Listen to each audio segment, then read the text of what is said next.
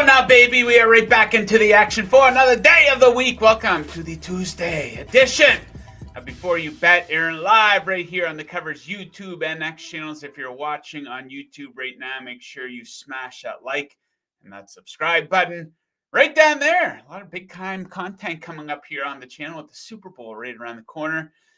A couple of conference championship games to get into here this weekend. Professional sports bettor Hitman will be by in a matter of seconds to recap a little bit of what we saw in the divisional round and to get into the two big games this weekend. In the second segment of the show, you know we're covering NBA with the magic ass man himself, Jon Metler. If you guys want to participate in the show, very easy to do so.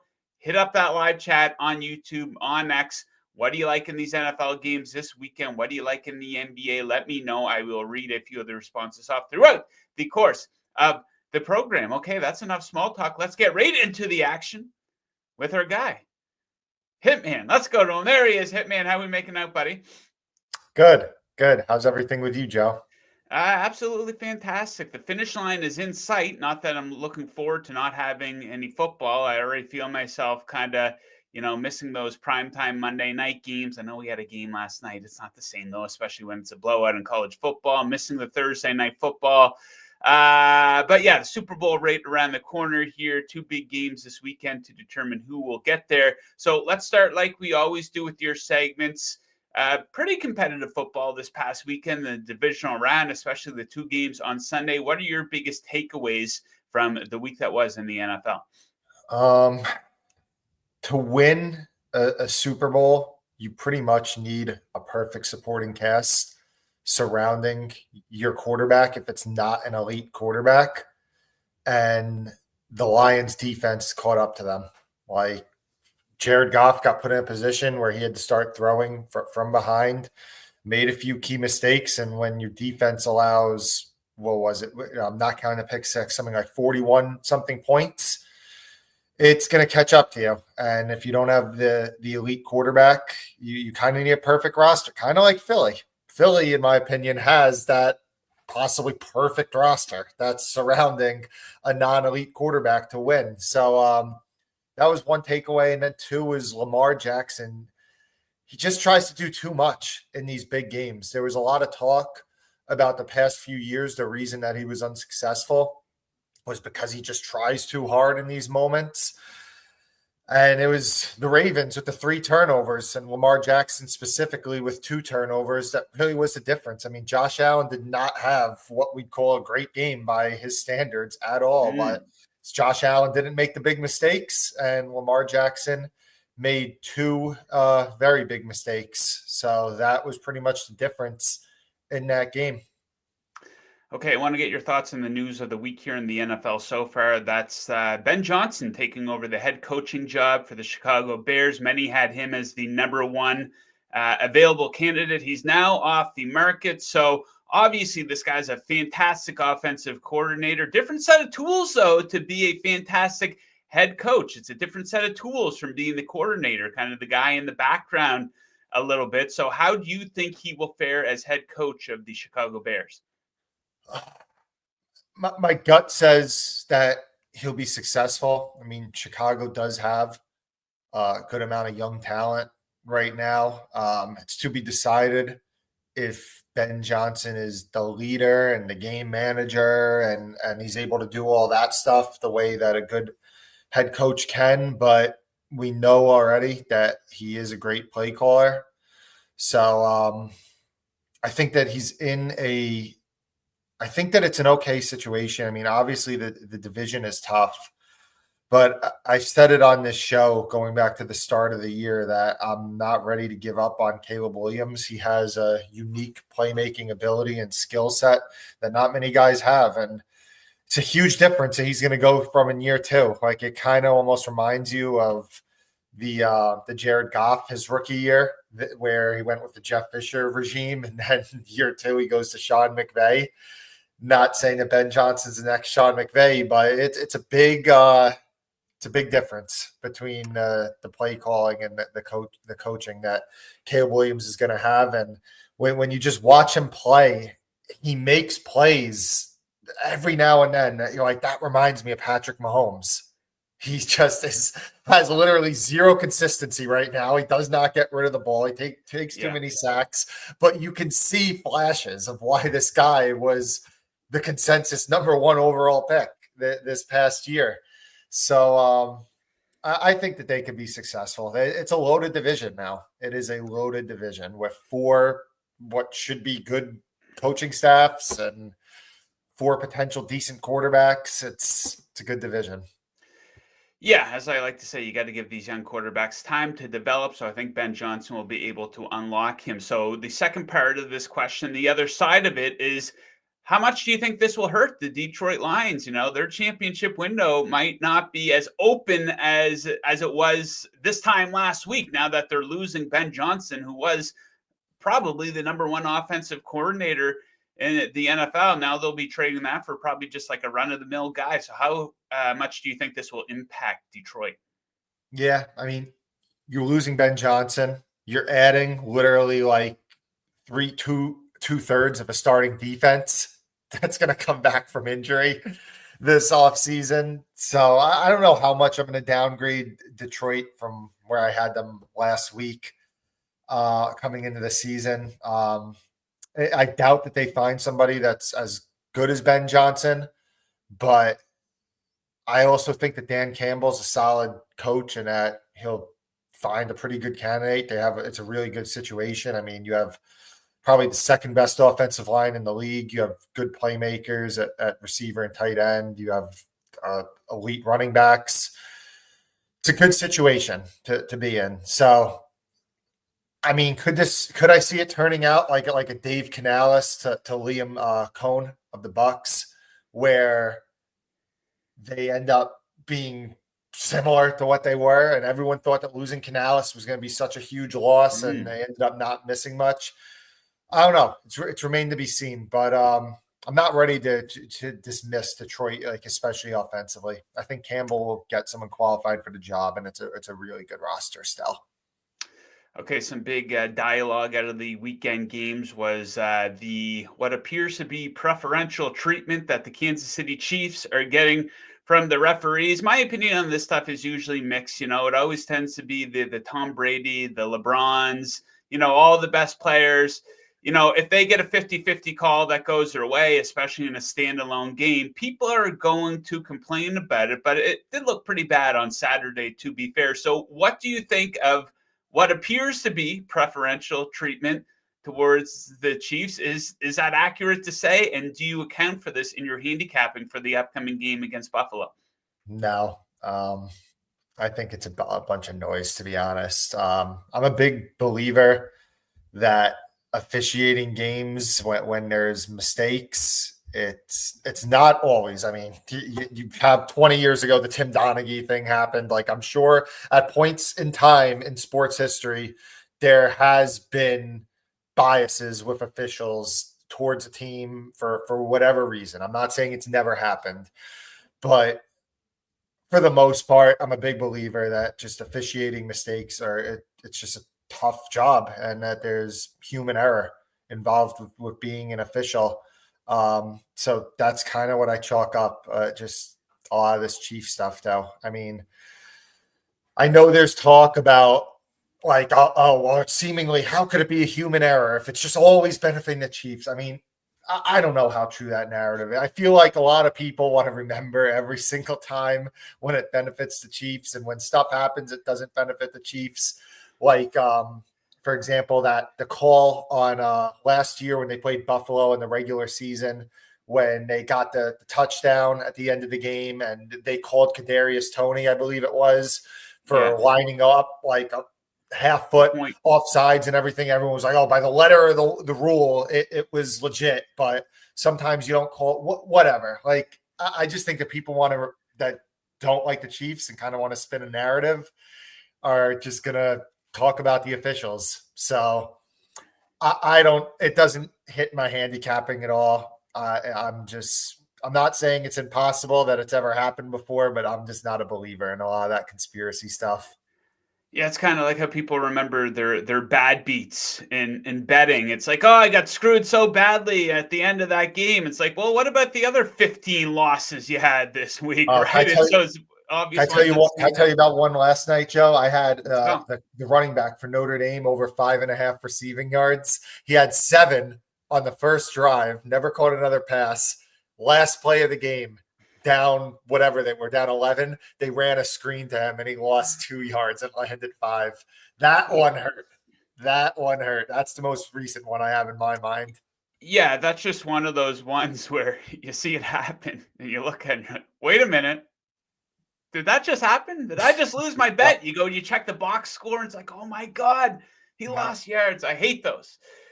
I've been on the wrong end of plenty of those. Okay, you have one best bet to give out. It is a prop bet, but I need to get your thoughts on the spread and total for these two games. So let's start in Philadelphia. The Commanders getting hot at the right time here. Commanders are a 6-point dog, a total of 47.5. What do you make of the spread and total for this one? I doubt that I'm going to end up betting on anything. I think some people that have been listening to the show from the start of the year might have some Eagles NFC. So hopefully, if they do, that we get a win here, considering that they're now minus 300 favorites to win the NFC. But I guess gun to head, I'd lean Philly. I mean, Washington's 4th straight road game is not ideal. It's an Eagles defense that can prevent Jaden Daniels from just carrying this offense. And let's be honest, Washington right now, like they are the Washington Jaden Daniels. I literally feel like this is a one-man team. Like they do not have impressive guys surrounding him. They don't have a good defense. Like it is the Washington Jaden Daniels, and you're going against the best defense in the NFL. So it's a tough matchup for them. I do think that the Hurts injury is a little bit of a concern because let's just face it, he's probably below average thrower of the football right now, and he really needs his mobility to be successful. But I just think that I don't see Washington getting Philly into a game script where it's going to matter, and Philly's going to have to abandon the run or anything like that. So, yeah, gun to head, lean Philly, but I really don't have much of an opinion on the spread, to be honest. Yeah, that's a good point about it being a 4th straight road game for the Commanders. That's something I have not considered, even though it's not a far road trip. Still, they do have to travel, and they will be out of their comfort zone. So we'll see if they can stay hot there. Okay, the game of the year, Buffalo Bills are trying to get over the hump in the playoffs against the Kansas City Chiefs. They're a 1.5 dog. This game also has a total of 47.5. What do you make of the AFC Championship from a betting perspective?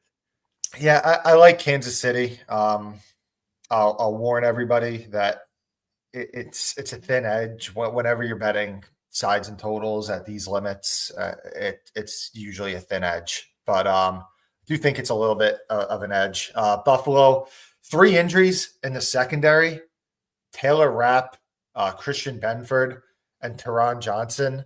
If I had to guess right now, and this is just a pure guess, I think that Rapp and Benford missed the game. Teron Johnson probably plays, but it is not the week to have potential cluster secondary injuries. Both teams were pretty disappointing, I felt like, last week, but I just trust Kansas City and playoff Mahomes more than anyone in the league. And you could argue at the end of Mahomes' career, we could be saying that this is the most trusted playoff quarterback of all time with him and Tom Brady. His numbers have been undeniably good, and he has stepped his game up in these moments for his entire career. I mean, this is a Chiefs team that's 22-1. Mahomes' last 23 starts. Yeah. And you're going to give me them essentially just to win the game. Again, not big edges this time of year, but I did bet Kansas City. Okay, there we go. Okay, so something that you do like quite a bit, you have a prop bet circled that you want to give out as a best bet. Break it down here for the people. De'Ami Brown, under 3.5 receptions, plus 115. I think that it's one thing to have big games against the Bucs and the Lions pass defense. Now you're facing one of the best pass defenses in the NFL with a excellent corner trio. I am still not sure how good De'Ami Brown is. I mean, it's his 4th year in the league. This was a journeyman before 2 weeks ago. typically wide receivers are more reliant on skill to have bigger stats. And what I mean by that is like running backs, typically it's about opportunity. And think of it like for fantasy football purposes or something. Like if a running back has an opportunity, he tends to put up big numbers through volume and everything. Wide receivers, their volume's dependent on how open they are typically. And I'm just not certain that De'Ami Brown is a guy that's going to consistently get open on what's been an elite pass defense. I'm just not. I don't think that Washington has great receivers right now. I could see it being a little bit of a struggle compared to the past few weeks against this defense. And I just feel like it's been a Jaden Daniels one-man show against these bad defenses recently, and receivers are going to eat when Jaden Daniels is playing as good as he is. But I could see a game script where he is not as dominant this week. So we'll sell a little bit high on De'Ami Brown and go under. Okay, there you have it. When I'm speaking with you next week, Hitman, we'll have a Super Bowl matchup to discuss. So we'll hopefully have an avalanche of prop betting options we can get into. Try to get maybe not ahead of some of these numbers, but at least do a better job than betting the day of the game like a lot of people will be doing. We'll get some advice here for the casual bettors for betting the Super Bowl from you as well. So thank you very much for joining today. Best of luck with all your bets this weekend. Enjoy the games, and we'll see you next Tuesday. Thank you. Yes, sir. All right, the man right there. Okay, let's talk a little NBA now with that guy, the Magic ass man, Jon Metler, coming off a 1-2 day personally. The one that did hit was Celtics covering the spread after a loss. They beat the living shit out of the Warriors. That Clippers pick, they didn't show up. The Rockets didn't show up offensively. So I will be looking to bounce back. John, how are you making out today? Good. I think I went 2-0 on the show picks. And Zubac actually ended up being one of those guys who got ruled out. So he was void, and Derek White hit, and Fred VanVleet hit. Yeah, with my dog barking. That was kind of funny. He almost got in the first half. So, but I took a couple losses. I think Grizzlies minus 2.5. They won by 2, which is like drives you crazy when. So, but anyways. Yes, sir. Okay, so 5 picks between the two of us today, but something you wanted to touch on here a little bit, and it doesn't just apply to the NBA, but something that people should be considering here with their futures bets. So let's get into this. Yeah, it was something I was thinking about kind of post football on the weekend, and then even just NBA kind of went into that was, so the example, what kind of brought into my mind was the Phoenix Suns. You look at the Phoenix Suns, they have an issue with their center position, and they're just so all in from like an ownership standpoint that they went and got Nick Richards, and they just really don't care what anything costs. They don't care about their future. It is about like right now.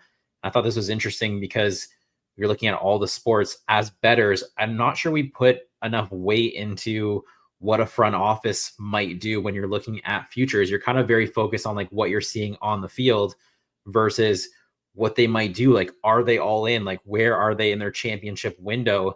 And the other team I was kind of thinking about was like the Oklahoma City Thunder. It's like last year, if you had the Thunder like 60-1 to win the NBA Finals, they were top team in the West, and they really didn't do anything with those first round picks. They went and got Gordon Hayward, which meant nothing. So like it kind of bled into like the football where it's like the difference between like fan and bettor. So like if I had Detroit Lions Super Bowl futures, I wanted them to trade all their first round picks for Max Crosby. Go all in. This is your window. You're the number 1 seed. Go get it. If you're a fan, you're more hesitant, right? So I just something I was kind of thinking about. And you're also watching the Dodgers just spend $1 bajillion on their roster. And it's like, we always kind of focus on like what's happening currently on the field with the team, but like, should we put more weight into like what the front office might do? I just thought it was an interesting conversation because it's not something, maybe I don't do a good enough job, but I did think about that with the Phoenix Suns when I bet them to win the NBA Finals. But I feel like we need to also kind of look at that big picture when we're betting futures. I just thought it was something to talk about.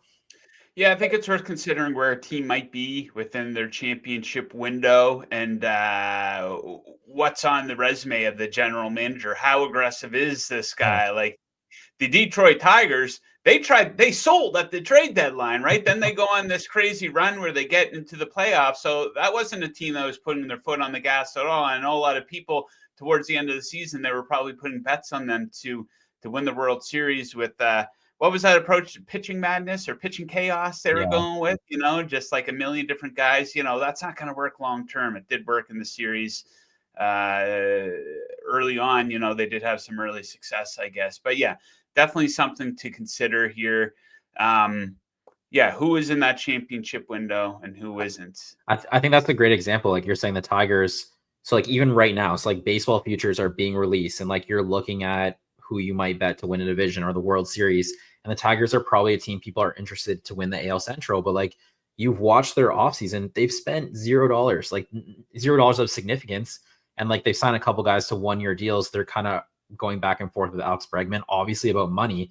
So like if you're buying into that team, like what do you really expect from them trade deadline or like just moves in general? Where if you go back to like the previous ownership, and this might be a conversation for not many people because they don't remember, but like when Chris Ilitch was the owner, he was like all in. Like if you had, no matter if there's a guy who remotely looked like a good prospect in the Tiger system, he was gone trade deadline. We're trading for someone who's a major league player because we are winning right now.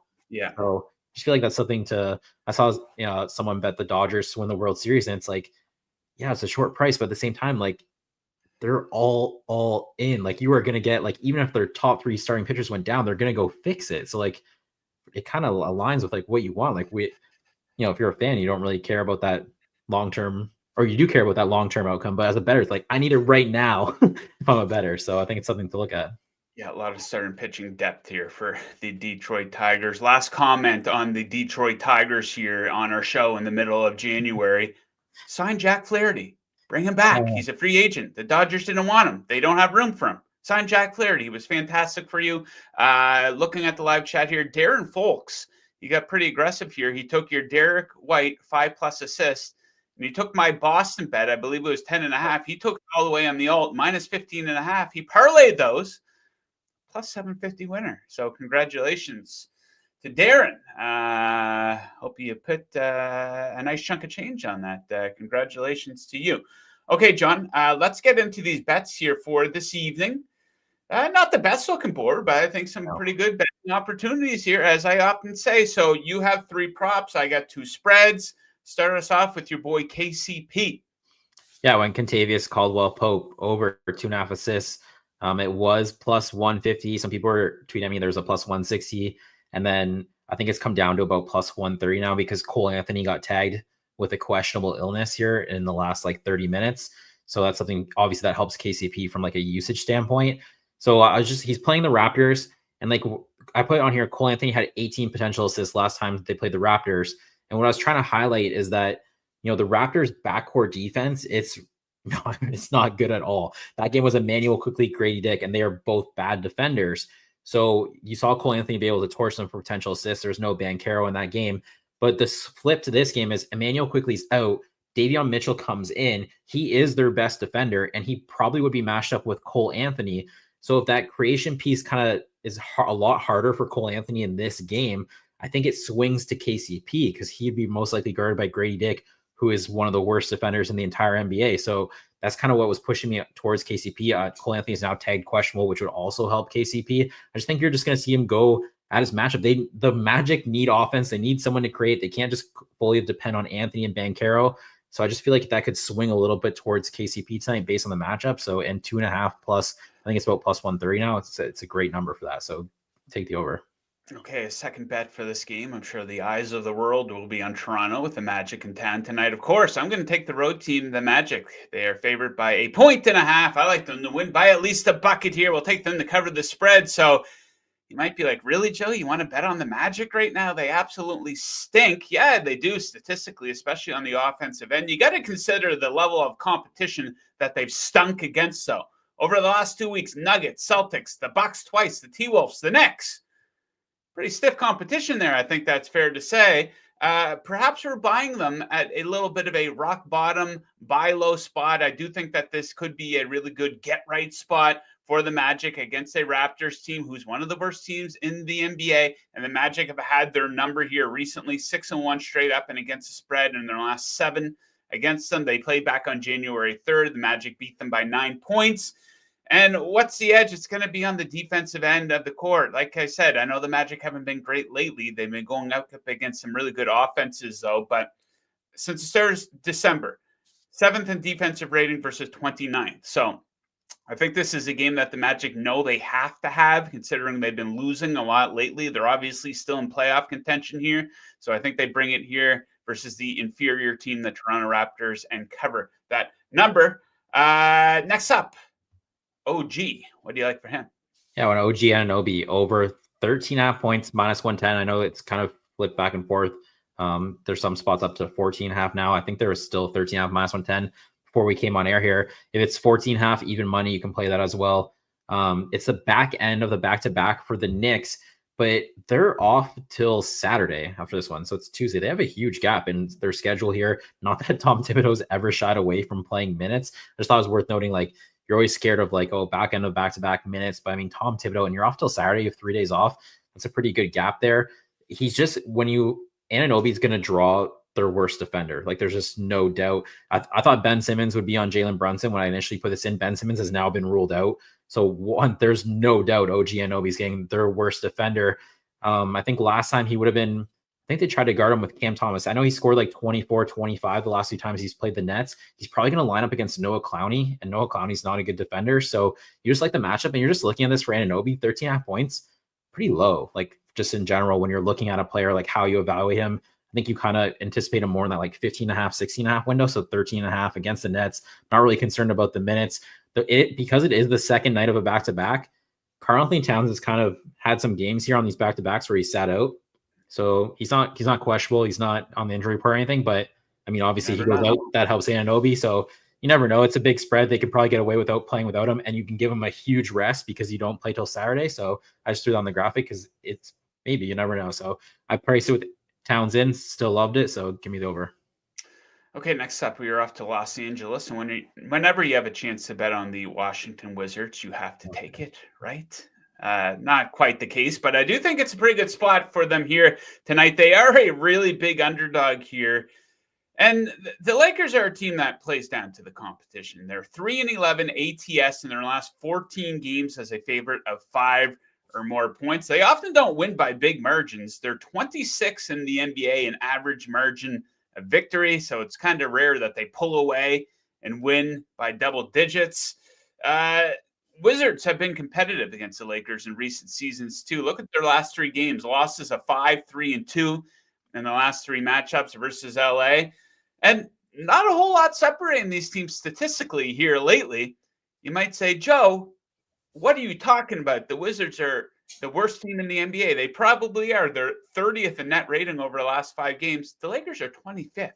And we're looking at a 13.5 point spread. You know, LeBron's not taking this game seriously. This game's taking place in Los Angeles. Where was he last night? Enjoying a cocktail up in a private box in Atlanta for the national championship game. Come on, bro. You got the Wizards here the next night. So, the Lakers struggling a little bit right now. They're going to win the game, but I don't think they're going to win by 14 or more. So give me the Wizards plus 13.5. Okay, John, bring it home. Final pick of the show. What are we looking at?